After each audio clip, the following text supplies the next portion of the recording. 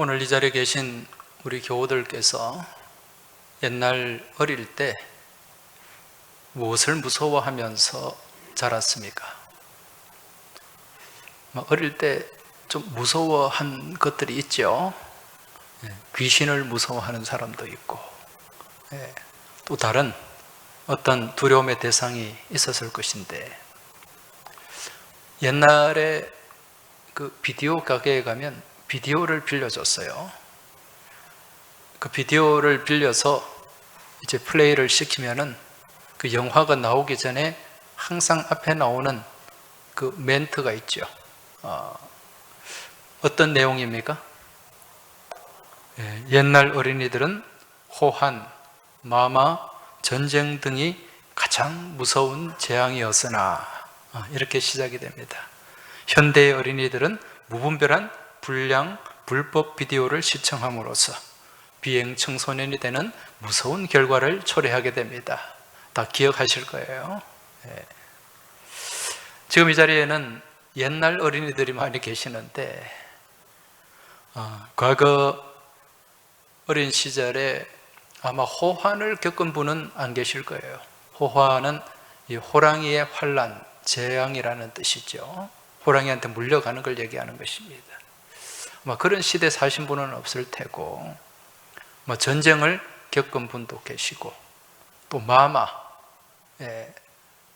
마마를 이제 앓은 분도 없잖아 많이 있을 것입니다. 그 마마가 천연두죠. 제가 어릴 때는 이 전쟁이나 호환 이런 걸 당할 일도 없었고, 또 천연두 백신이 개발됨으로 인해 가지고 마마를 또 그렇게 힘들게 겪지도 않았습니다. 그렇다면 제가 어릴 때 가장 무서운 존재는 무엇이었는가? 제가 어릴 때 자주 듣던 말이 있어요. 저희 할머니가 제가 조금 나쁜 행동을 하면 순사가 와서 잡아간다. 순사가 얼마나 무서운 줄 아나? 순사였습니다. 그래서 어릴 때 늘 순사는 몽둥이를 들고 다니고, 또 거짓말하고 나쁜 행동하는 그런 나쁜 사람들을 잡아가지고 또 막 감옥에 가두기도 하고, 또 아주 그렇게 엄하게 다스리는 무서운 존재로 생각을 했던 거죠. 여러분, 실제로 이 순사는 어떤 사람입니까? 순사는 일제강점기 때 조선을 통제했던 일제의 경찰을 얘기합니다. 요즘으로 치면 순경을 순사라고 그랬어요. 근데 당시에 이들은 막강한 힘을 가지고 있었습니다. 권력을 가지고 있었고, 또 그렇게 주어진 힘을 가지고 조선인들을 무지막지하게 또 탄압을 했던 거죠. 그런데 그 당시에 일본 순사가 아닌 조선인으로서 일제의 순사가 된 사람들이 있었습니다. 그런 분들이 많이 있었어요. 근데 이런 조선인 순사들은 우리 이 조선 사람들에게 아주 큰 증오의 대상이 되었어요. 민족의 반역자, 일제의 앞잡이, 그런 수식어가 그들에게 붙여진 거죠. 그래서 많은 지탄을 받았습니다. 오늘 본문에도 보면은요, 이런 과거 일제강점기 때 조선인 순사와도 같은 대접을 받는 한 사람이 등장해요. 그가 누굽니까? 바로 삭교라는 인물입니다. 오늘 본문 2절을 보면 삭교라 이름하는 자가 있으니 세리장이요 또한 부자라, 이렇게 소개를 하고 있습니다. 오늘 우리가 이 본문을 이해하기 위해서는 이제 본문의 정황을 우리가 좀 살펴봐야 되는데,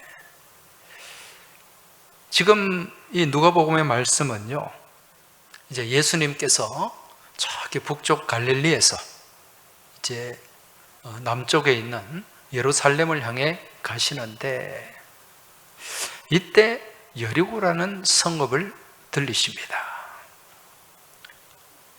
이 여리고에는 당시 누가 있었는가? 오늘 본문에 등장하는 이 삭개오라는 사람이 있었는데, 이 당시에 예수님이 지나가신다는 그 소문을 듣자 많은 사람들이 길가로 몰려 나왔어요. 왜냐하면 이제 이때쯤 예수님은 이 유대 땅에 아주 유명한 랍비가 되었기 때문에, 그래서 예수님이 어떤 분인가 한번 보고 싶어가지고, 만나고 싶어서 많은 사람들이 길가에 운집을 했습니다. 이때 세리장의 직책을 가지고 있던 이 삭개오도 이제 그 사람들 틈에 이제 있었던 거죠. 그런데 삭개오의 특징이 뭡니까? 키가 작은 거예요. 키가 작아서 이 사람들 틈바구니에서 예수님을 볼 수가 없었습니다. 그래서 어디로 올라갑니까? 나무 위로 올라가죠. 돌무화과 나무 위로 올라가게 되는데, 거기서 이제 예수님을 보게 되고 만나게 되는 이야기입니다. 자, 지금 우리가 이 삭개오를 또 알기 위해서는 이 삭개오가 당시 살았던, 또 세리장으로 근무했던 여리고가 어떤 땅인가, 또 이걸 우리가 좀 알아야 됩니다. 성경에는 이 여리고라는 이 성읍이 자주 등장해요. 제일 먼저 등장하는 곳이 어디인가? 민수기 22장입니다.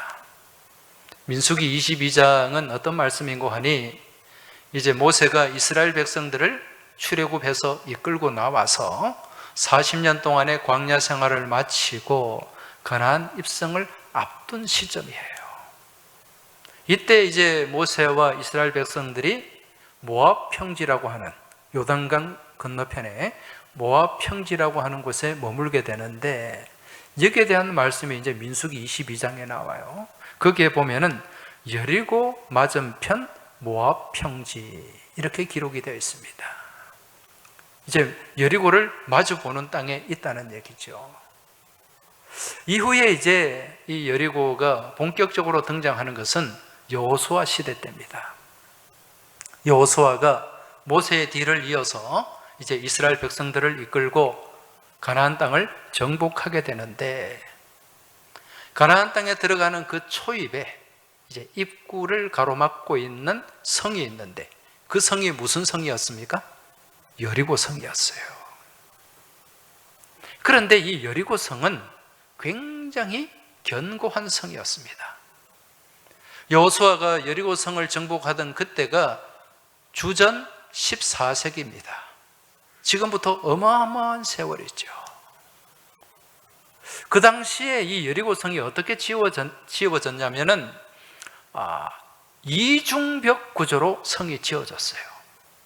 무슨 얘기냐면, 이 성의 성벽이 있잖아요. 보통 우리나라 성은 이 성벽이 하나입니다.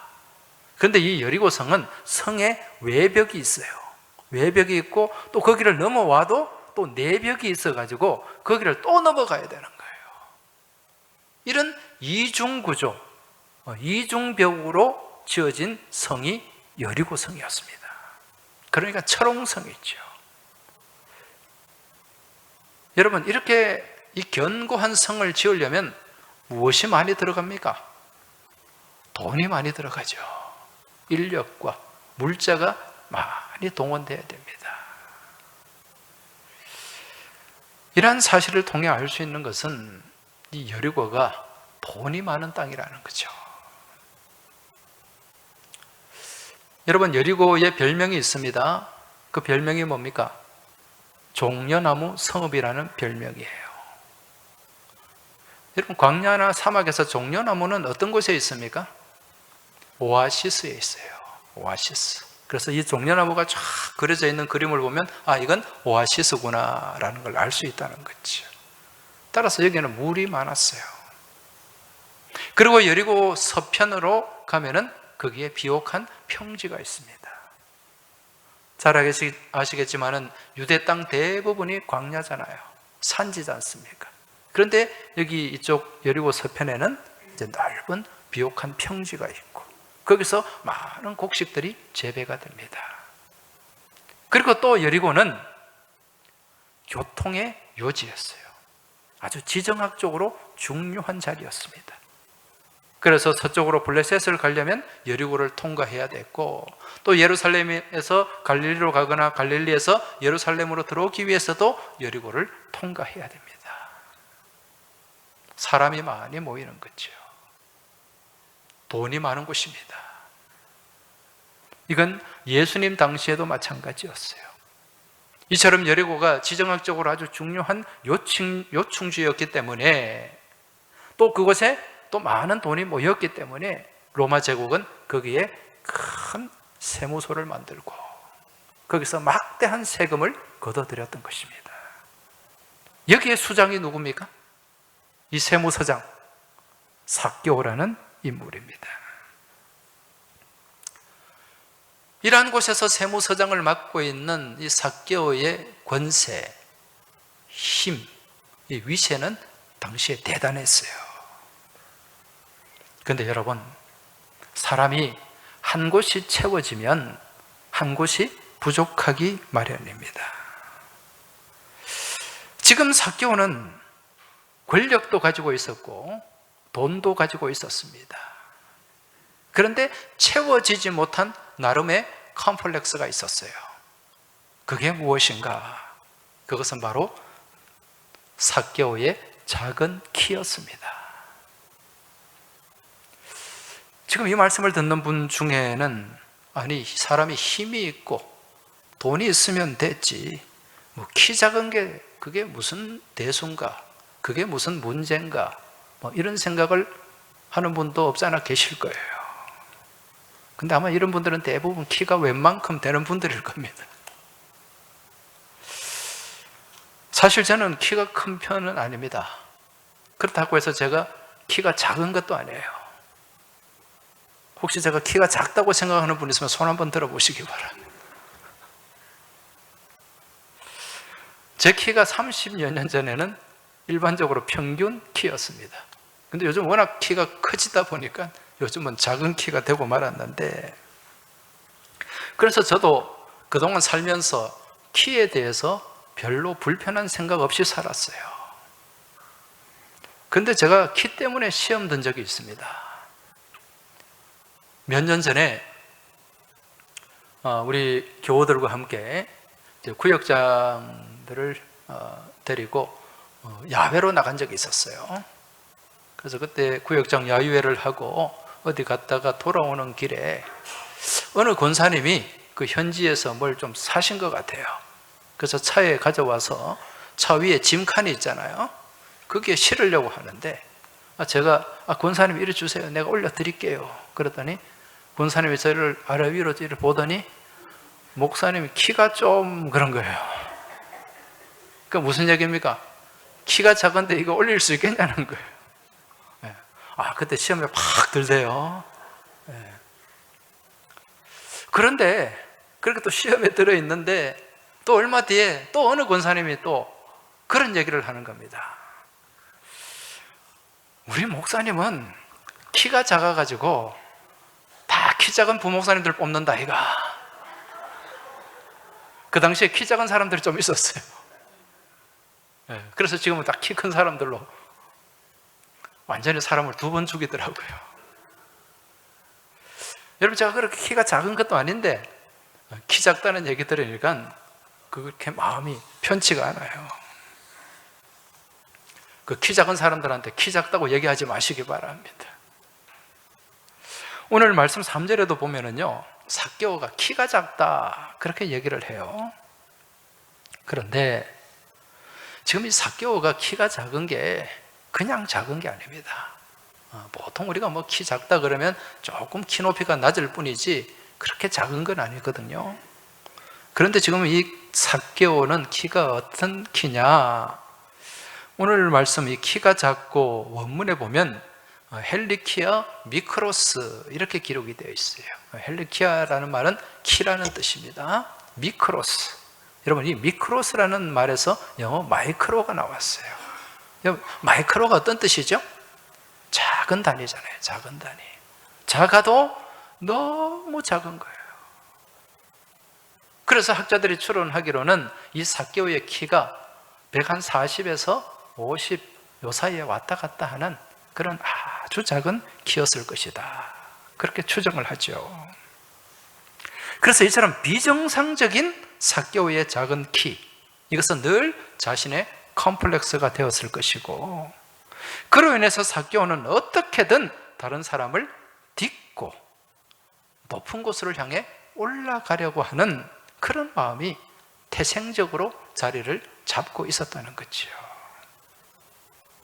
그래서 삭개오는 올라가는 일이라면 위로 올라가기 위해서는 수단과 방법을 가리지 않는 삶을 살았어요. 그래서 그 당시에 민족의 반역자요, 배신자라는, 또 창기와 같은 죄인의 취급을 받던 세리의 직업을 삼았고, 그런 세리가 되어서도 최고의 자리까지 오르기 위해서 애쓰고 발버둥 치는 삶을 삭개오가 살았다는 것입니다.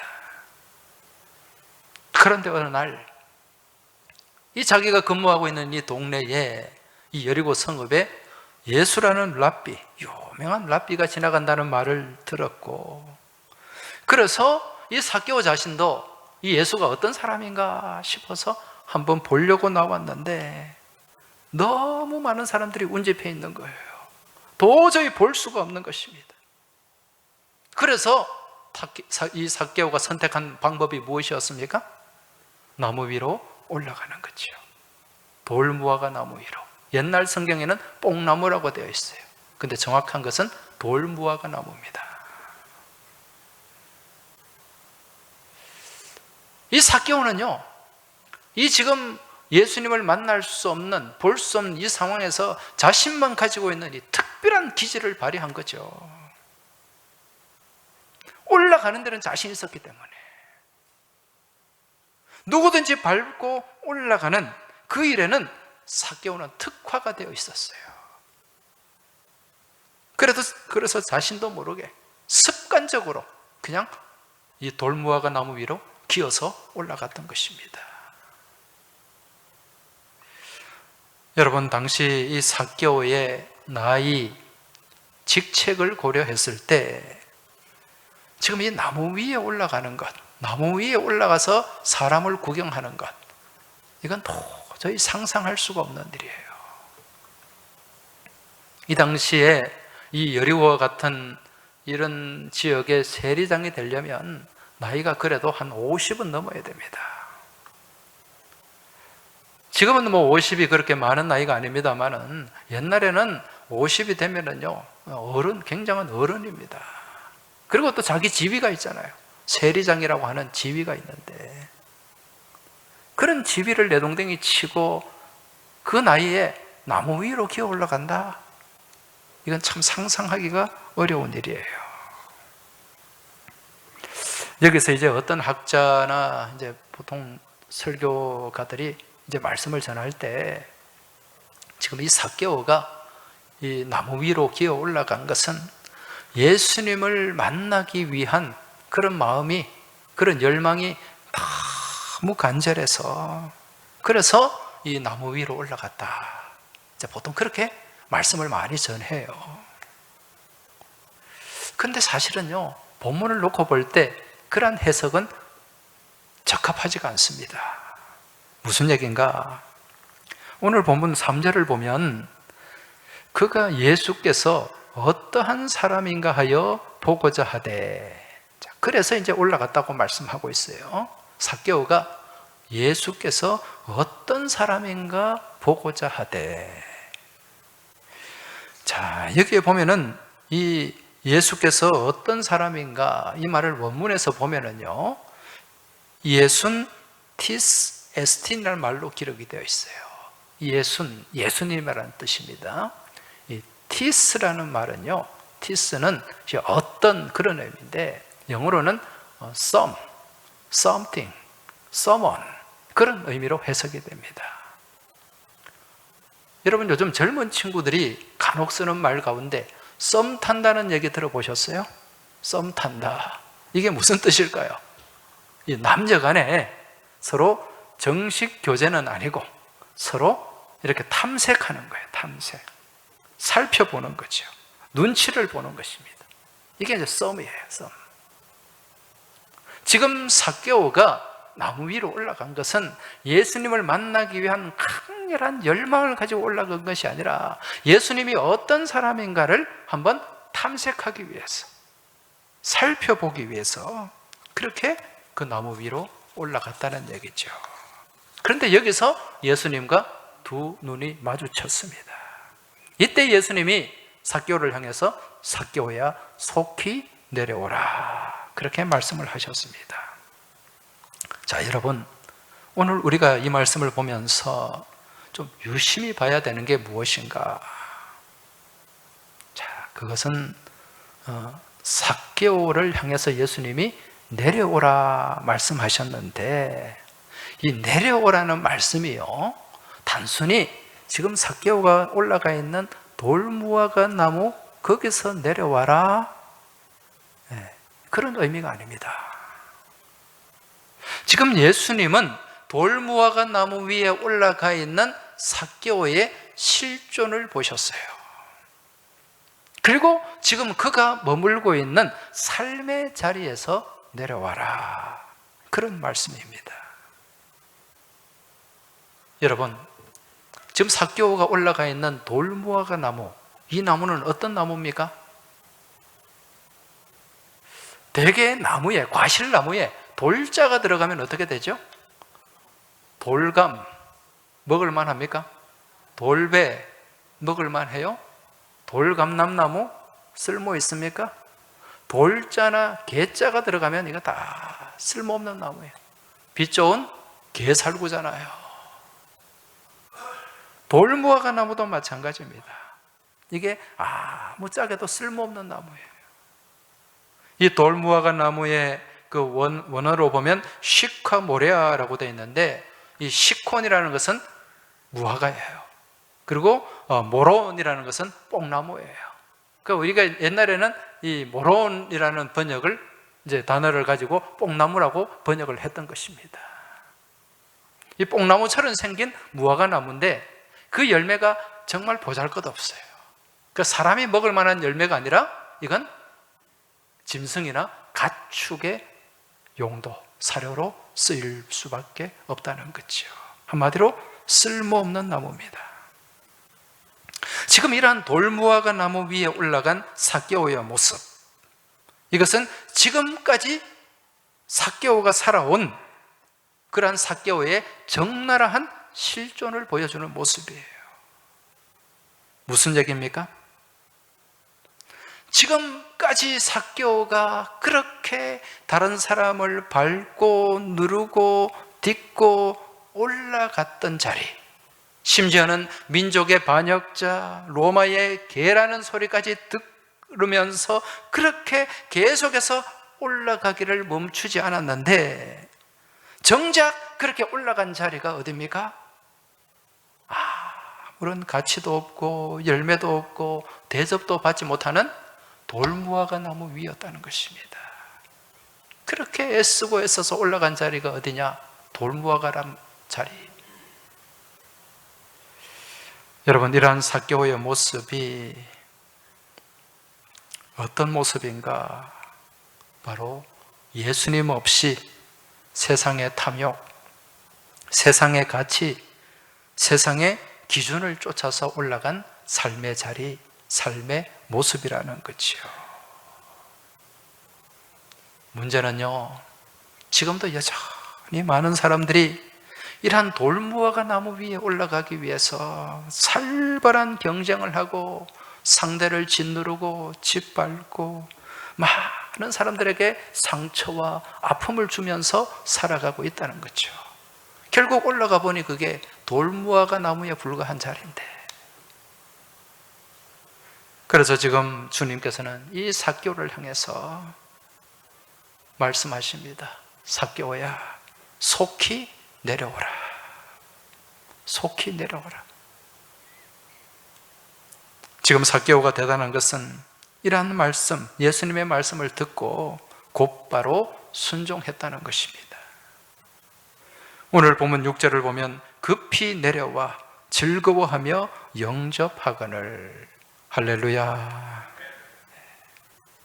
여러분, 오늘 우리는 이 예수님과 삭개오의 만남의 모습을 보면서 이 말씀을 통해서, 이 말씀 가운데 우리의 모습을 한번 비추어 보아야 됩니다. 우리의 모습을 한번 반영해야 된다는 거죠. 오늘 우리들의 삶 또한 이러한 삭개오처럼 수단과 방법을 가리지 않고 계속해서 그저 다른 사람을 딛고 올라서려고만 하지는 않았는지 한번 깊이 생각하고 우리를 돌아봐야 된다는 거죠. 사실 이 모습은요, 어느 한 개인의 모습이라기보다 지금까지 이어온 우리나라의, 대한민국의 역사고 우리 대한민국의 모습이고 또 어쩌면 이게 우리 한국교회의 모습이었다고도 할 수가 있습니다. 왜 그렇습니까? 지금까지 우리나라는 이 시대만큼 잘 산 적이 없어요. 늘 가난하고 어렵고 주변 나라로 짓눌리고 그러면서 어떻게든 거기서 올라가려고 수단과 방법을 가리지 않고 올라가려고만 애썼던 그런 삶의 흔적, 역사의 흔적이 우리 안에 가득하기 때문에 그렇습니다. 그래서 남을 짓누르고서라도 남을 짓밟고서라도 올라가기만 하면 된다. 거기는 수단과 방법은 가리지 않아요. 결과만 괜찮으면 된다는 생각에 사로잡히는 거죠. 그래서 여기서 나온 우리가 자주 쓰는 속담이 뭡니까? 뭐로 가도 어디만 가면 돼요? 서울만 가면 된다. 과정도 필요 없고 방법도 필요 없다는 거예요. 그냥 결과만 이루면 된다. 또 우리가 자주 쓰는 속담이 있잖아요. 개같이 벌어서 정승같이 쓴다. 수단과 방법을 가리지 않고 돈만 벌면 된다는 거예요. 과정이 중요하지 않다는 거죠. 여러분, 이런 생각을 가지고, 이런 마음을 가지고 지금까지 나라의 높은 자리, 중요한 자리에 올라가서 정치를 하고 행정을 하니 여러분, 이 나라의 꼴이 어떻게 되겠습니까? 지금까지 대통령 자리, 그 높은 자리에 올라간 사람들 중에 한 사람이라도 끝이 좋은 사람이 있었습니까? 비단 대통령뿐만 아니라 고위공직자들 가운데 그 자리에 올라가서 감옥을 제집 드나들듯이 그렇게 드나드는 사람들이 얼마나 많냐는 것입니다. 여러분, 이게 우리 사회의 모습으로 끝나는 게 아니죠. 여러분, 교회도 비슷해요. 지금까지 우리 한국 교회는 무엇에 몰두해 왔는가? 이 양적인 성장, 숫자의 성장에 몰두해 왔습니다. 그래서 어떻게든 교인만 많이 모이면 된다. 교회가 어떤 일을 해야 되는지 거기에는 그렇게 관심을 두지 않았어요. 교회만 성장하면 된다. 꽝 잡는 게 매라고, 그저 교인만 많이 불러 모으면 능력 있는 종이다. 여러분, 그렇게 이루어진 대형 교회들 중에 마치 사기업처럼 운영되는 교회들이 또 얼마나 많습니까? 여러분, 비단 이것이 교회 지도자만의 문제일까요? 지금까지 한국 교회의 많은 교우들의 생각 또한 이와 별반 다르지 않았습니다. 우리가 예수 믿는다고 하면서도 계속해서 그 경쟁 가운데 딛고 올라서면 된다. 주변의 교회들과 같이 서로 협력하고 상생하는 것이 아니라 주변의 교회들과 경쟁하려고 하고, 우리가 교회 안에서 교우들과 서로 협력하고 상생하는 것이 아니라 그 안에서 서로 경쟁하고 짓누르려고 하고, 그런 모습으로 우리가 살아왔다는 것입니다. 그래서 계속해서 짓누르고 짓밟고 올라가는 여기에만 집중하며 우리가 살았다는 거죠. 평소 우리 자녀들에게도 어떻게 가르칩니까?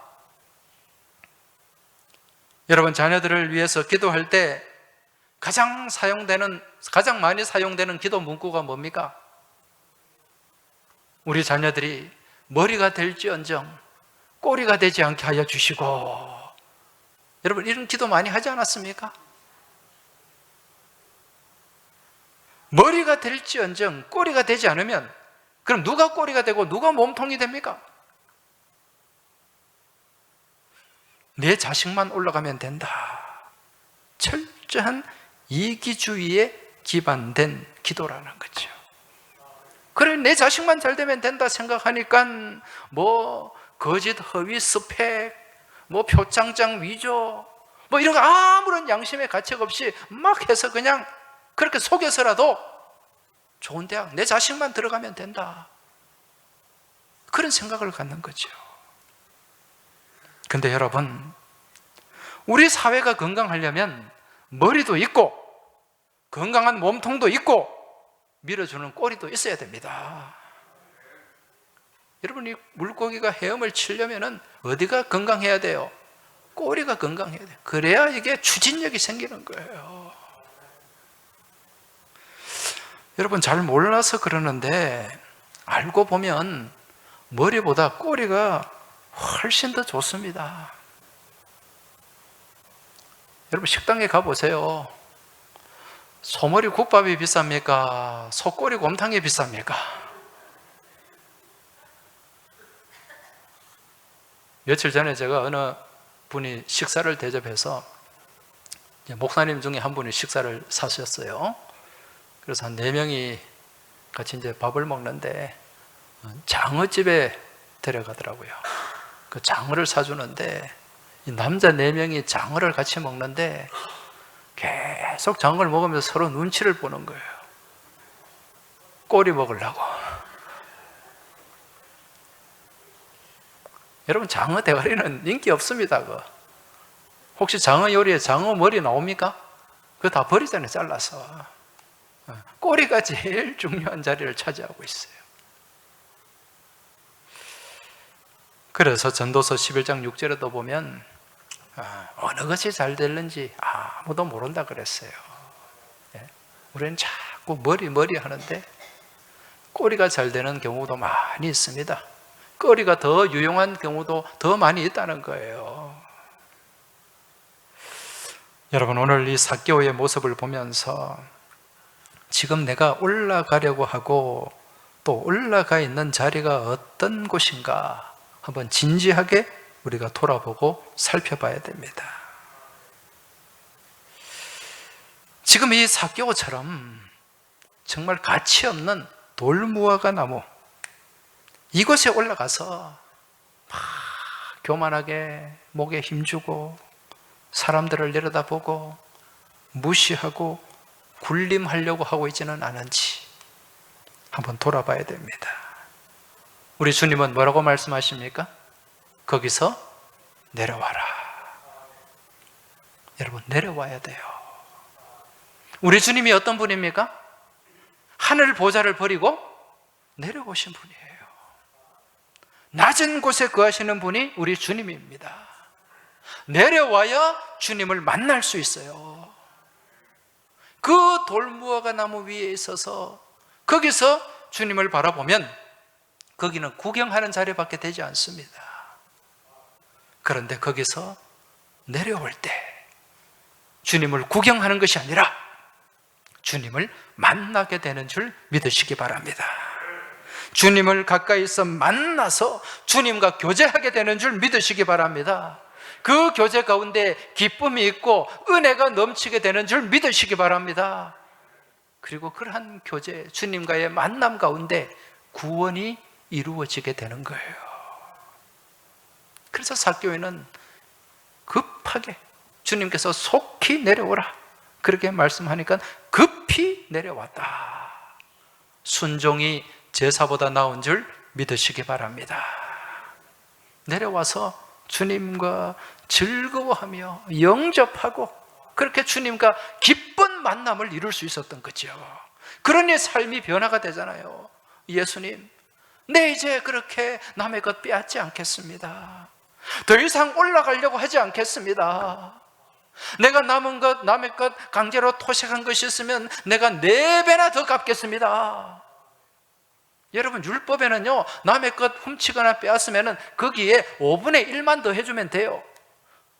10만 원을 내가 훔쳤으면 거기에 5분의 1, 20만 원 더 얹어가지고 120만 원만 갚으면 된다는 거예요. 그런데 삭개오는 어떻게 하겠다는 것입니까? 4배를 더 갚겠다는, 4배를. 이게 은혜 받은 자의 믿음의 모습인 줄 깨달으시기 바랍니다. 내려오니까 되는 거예요. 내려오니까 만나는 겁니다. 내려와서 만나니까 변화가 일어나게 되는 줄 믿으시기 바랍니다. 지금 여러분 어디에 계십니까? 여전히 돌무화과 나무 위에 앉아 있지는 않습니까? 거기서 이렇게 구경하고 있지는 않아요?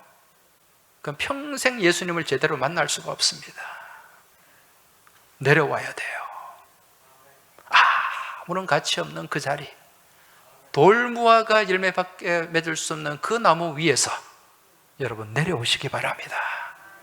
내려오셔서 주님을 제대로 만나고 가까이 만나고, 그렇게 주님 안에서 주님과의 깊은 교제 가운데 놀라운 삶의 변화가 나타나고, 그리고 온전한 구원이 임하게 되는 은혜의 역사가 여러분과 저의 삶 가운데 이루어지길 주의 이름으로 축원합니다.